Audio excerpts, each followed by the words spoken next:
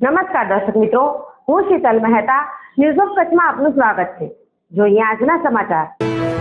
કચ્છના પૂર્વ પોલીસ વડા કુલદીપ શર્માને સાંકળતા 41 વર્ષ જૂના કેસમાં ભુજની સેશન્સ કોર્ટે શર્મા અને સાથી કર્મચારી ગિરીશ વસાવડાને દોષિત જાહેર કરી 3 માસની કેદ અને 1,000ના દંડ ફટકાર્યા છે।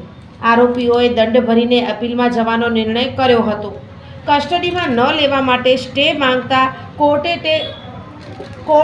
તે ગ્રાહ્ય રાખ્યો હતો।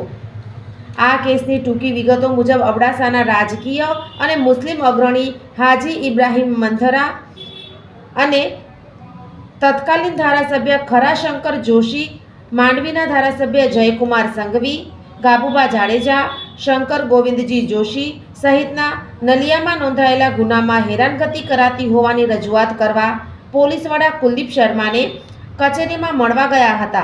ત્યારે શર્માએ ઇબલા શેઠને અપશબ્દો કહેવા સાથે માર માર્યો હતો, જે બાબતે 1984માં ફરિયાદ નોંધાયા બાદ સમયાંતરે સુનાવણી હાથ ધરાઈ હતી।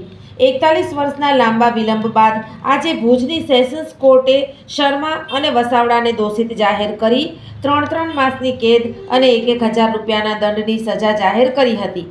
કાયદાની જોગવાઈ મુજબ 3 વર્ષથી ઓછા સમયની કેદની સજા હોય તો જૂની કલમ 389 મુજબ અપીલ માટે કસ્ટડીમાં ન લેવા સ્ટે માંગી શકાય છે।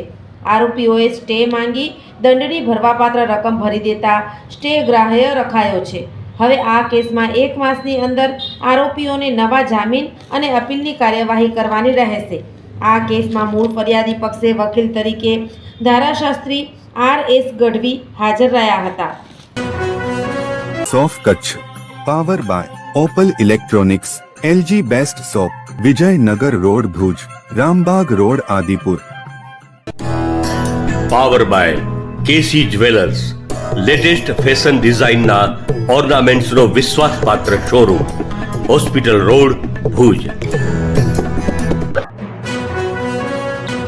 દર્શક મિત્રો, આ હતા આજના સમાચાર। આવતીકાલે ફરી મળીશું, ત્યાં સુધી મને રજા આપશો। નમસ્કાર।